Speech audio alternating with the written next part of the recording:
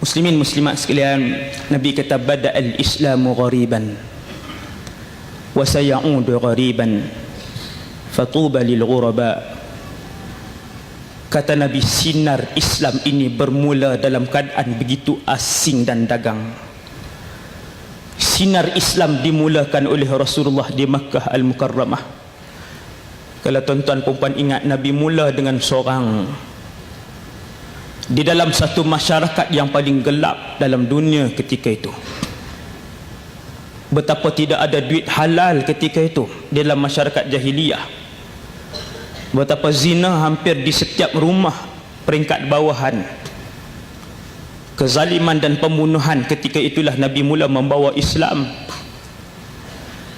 Kalimah Al-Quran yang apabila disebut bukan sahaja dihina dan dicemuh, bahkan mulut yang mengungkapkan Al-Quran pada zaman Rasulullah akan disakiti tubuh badannya sehingga tahap dibunuh tubuh badan yang mulutnya mengungkapkan kalimah Al-Quran. Nabi kata bada al-islamu ghariban, kami bawa Islam dalam penuh asing. Semua orang memandang hina orang yang mengamalkan Islam ketika itu. Siapa yang mengamalkan Islam tidak dipandang mulia, tidak diberikan jawatan, diketawakan, dikatakan akhir kemunduran.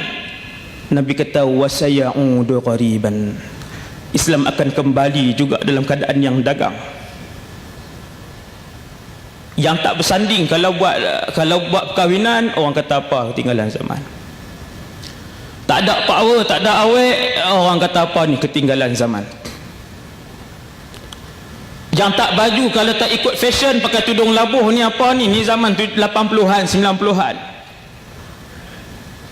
Nabi kata tuba lil ghuraba, tuba lil ghuraba, beruntunglah orang-orang yang dipandang asing dan dagang itu. Bawa syiar Islam. Berapa ramai yang tuan-tuan tengok yang boleh pakai jubah dan kepiah bila masuk supermarket? Malu. Malu. Nabi kata tuba lil ghuraba, beruntung orang-orang yang pelik yang dipandang asing.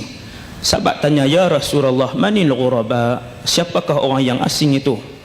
Kata Nabi, qaumun salihun qalil baina qaumin su'in kathir. Nabi kata ghuraba itu adalah orang-orang yang saleh, yang mengamalkan sunnah Nabi, yang mempamerkan syiar Islam. Mereka ini sedikit, kata Rasulullah. Baina qaumin su'in kathir, mereka hidup di kalangan kaum yang fasik, dan bilangan mereka yang fasik itu sangatlah ramai. Sangatlah ramai. Kemudian yang ketiga, yang tuan-tuan yang dirahmati Allah sekalian, antara petanda akhir kepada akhir umat ini ialah apabila Nabi SAW sebut dalam satu hadis yang sahih yang panjang, Nabi kata akan datang satu zaman dibentuk 3 kumpulan tentera yang besar, satunya di Iraq, dan satunya di Syam, dan satunya di Yaman. Tuan-tuan, peperangan di Iraq, di Syria, kemudian di Yaman. Nabi kata akan sampai satu ketika nanti, dalam satu masa itu kalian akan melihat tentera mujahidin akan dibentuk di Iraq, kemudian dibentuk di Syam, dan kemudian dibentuk di Yaman. Perawi hadis Abu Juhaifah bertanya kepada Nabi SAW, ketiga-tiganya adalah kumpulan Islam yang akan dibentuk nanti untuk berlawan dengan kerajaan dan juga musuh-musuh Allah yang zalim. Sahabat tanya, ya Rasulullah, khirli in adraktu dhalika zaman. Ya Rasulullah, pilihkan aku ketika mana seandainya aku sempat untuk berada pada zaman itu. Hari ini kita tengok sebahagian ulama kata hadis itu pada hari ini. Hadis itu, kata sebahagian ulama, yang berlaku pada hari ini.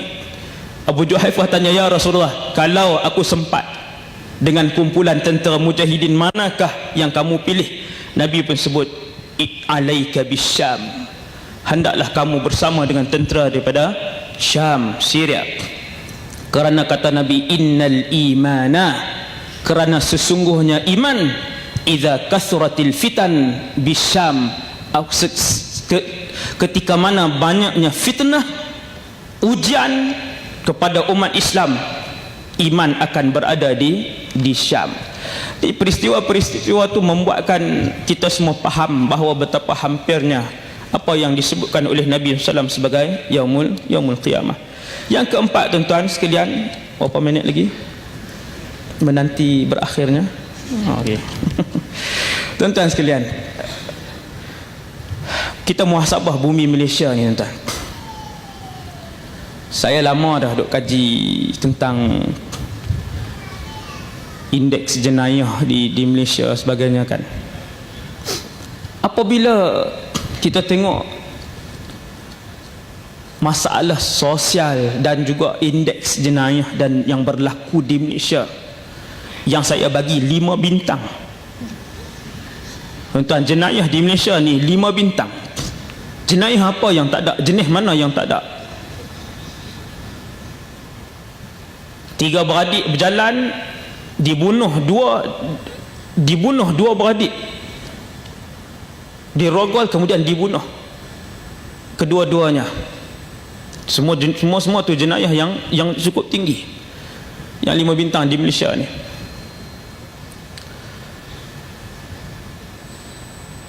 Dalam jawapan seorang menteri di parlimen disebut di Malaysia ni rogol 45 kes seminggu. Tentang benda ni semua yang saya sebut ni dia sabit dengan hadis Nabi. Nabi duk bagi tahu kasratul haraj. Nabi kata, kamu apabila kalian melihat suasana di keliling kalian berlaku banyak pembunuhan, orang yang bunuh itu tidak tahu kenapa dia membunuh, wala yadril maqtulu fima qutil, dan orang yang dibunuh juga tidak tahu kenapa dia dibunuh. Ni zaman hari ni.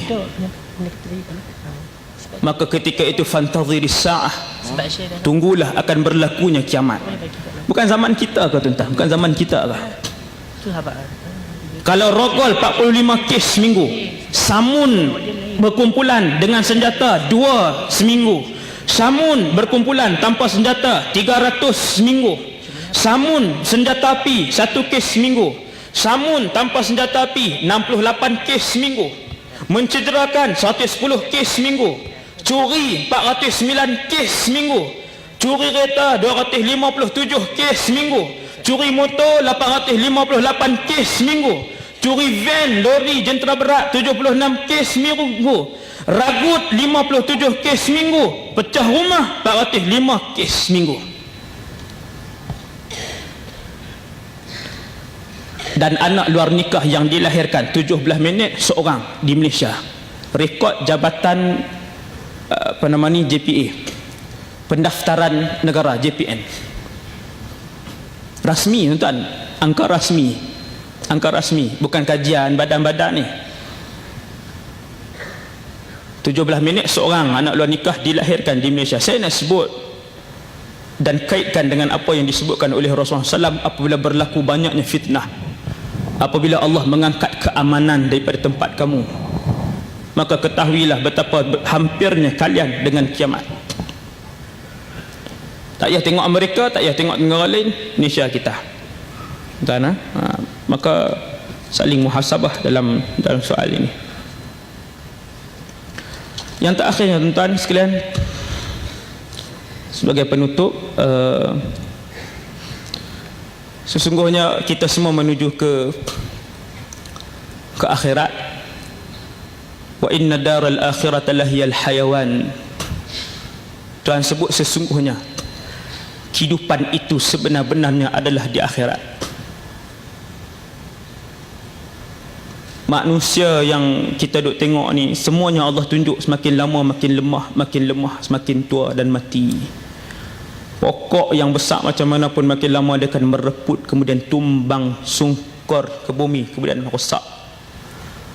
Rumah juga tak kekal lama, kesihatan tak kekal lama, pangkat di dunia yang ditunjukkan oleh Allah SWT juga, kekayaan yang kita tengok pada orang-orang yang diberikan oleh Allah juga habis, kerana kehidupan yang sebenarnya adalah di akhirat, di mana orang-orang yang berada dalam syurga mereka akan kekal kaya selama-lamanya, tidak lagi miskin. Penduduk syurga sihat selama-lamanya, tidak lagi sakit. Penduduk syurga bahagia selama-lamanya, tidak sesaat pun mereka sengsara. Dan penduduk syurga tampan dan cantik selama-lamanya, tidak akan lagi huduh dan juga tua. Maka kehidupan kita yang sebenar ialah seperti mana yang dijelaskan oleh Allah. Sesungguhnya kehidupan itu adalah akhirat. Sama-samalah kita mengejar akhirat dengan amalan kebaikan, amal ibadah, ketaatan, selama mana Allah memberikan kesihatan dan kudrat kepada kita semua. Yang baik daripada Allah, yang lemah dan kurang daripada saya sendiri. Aqulu qali hadza astaghfirullahal azim li wa lakum. Assalamualaikum warahmatullahi wabarakatuh.